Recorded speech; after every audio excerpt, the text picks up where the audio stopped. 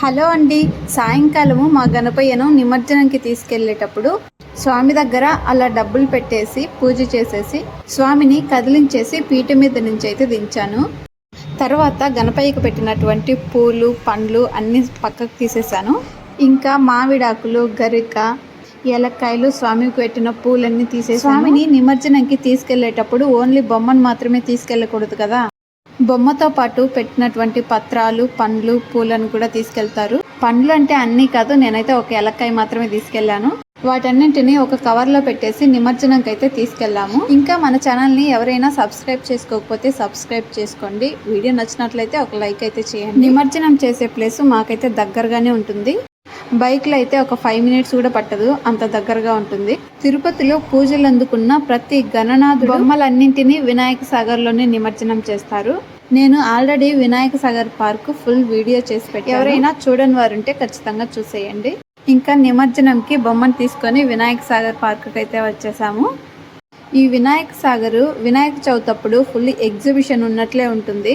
First రోజే ఇళ్లలో పెట్టుకొని నిమజ్జనం చేస్తారు కదా, వాళ్ళందరూ వచ్చారు నిమజ్జనం చేయడం కోసం. ఎంట్రన్స్ లోనే 2 పక్కల విఘ్నేశ్వరుని బొమ్మలు అయితే పెట్టేశారు. పార్వతీపుత్ర పర్యావరణ మిత్ర అనేసి. వినాయక సాగర్ లోపలైతే పెద్ద విగ్రహం అయితే ఉంటుంది. గణేశుడు పడుకొని ఉన్నటువంటి విగ్రహం చూడడానికైతే చాలా బాగుంటుంది. చూడండి, స్వామి దగ్గర మా హన్వి పాప చూడండి ఎలా నిలబడుకొని ఉందో, అందరినీ చూస్తూ ఉంది. ఇంకా చాలా మంది చిన్నపిల్లలు అయితే స్వామి మీద అక్కడ ఉన్న పూలన్నీ తీసుకొని చల్లుతూ ఉన్నారు. గణనాథుడికి ముందర వాటర్ పోసేసి ఫ్లవర్ డెకరేషన్ చేయడానికి కూడా ఒక టబ్ లాగా కూడా కట్టించేశారు. ఇది వచ్చేసి ఒక పెద్ద పార్క్. పెద్దవారు వాకింగ్ చేసుకోవడానికి, జిమ్ చేసుకోవడానికి, చిన్నపిల్లలను ఆడిపించుకోవడానికి చాలా బాగుంటుంది. ఇక్కడున్న ప్రతి ఒక్క చెట్టుకి డిఫరెంట్ లైటింగ్స్ ని సెట్ చేశారు. ఒక చెట్టుకి green colour, yellow colour, blue, violet, orange అన్ని కలర్స్ అయితే సెట్ చేశారు. ఇంకా లోపల మైక్ సెట్టింగ్ కూడా పెట్టించేశారు. ఇంకా ఇలా ఉంటే ఎవరైనా వెళ్ళకుండా ఉంటారా? చూడండి లైటింగ్ లో ఎంత బాగుందో. మేము స్వామిని తీసుకొని నిమజ్జనం చేయడం కోసము అంతా చూస్తూ వెళ్తూ ఉన్నాము.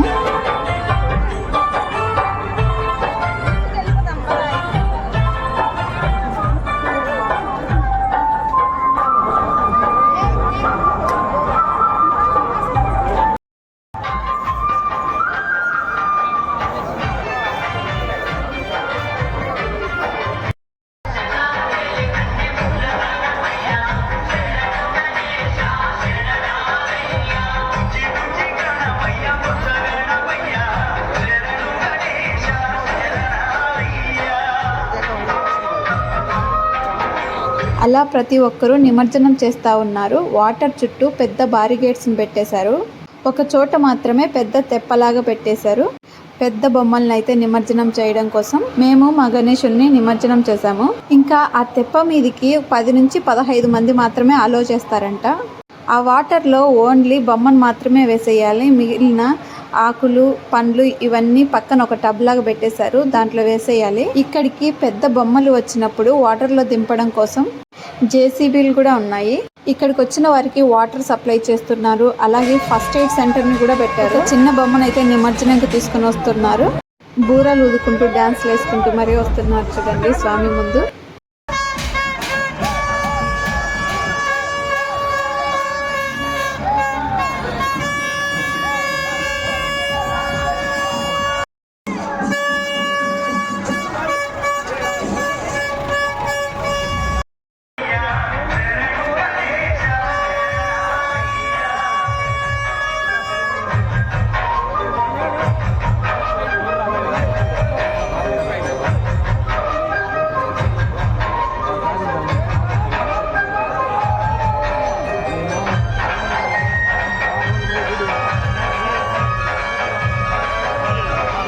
బొమ్మల్ని నిమజ్జనం చేసేటప్పుడు ఎవరైనా స్కిడ్ అయ్యి వాటర్లో కనపడిపోతే వాళ్ళని రక్షించడానికి గజయితగాళ్ళను అలాగే పోలీస్ వాళ్ళని కూడా పెట్టారు.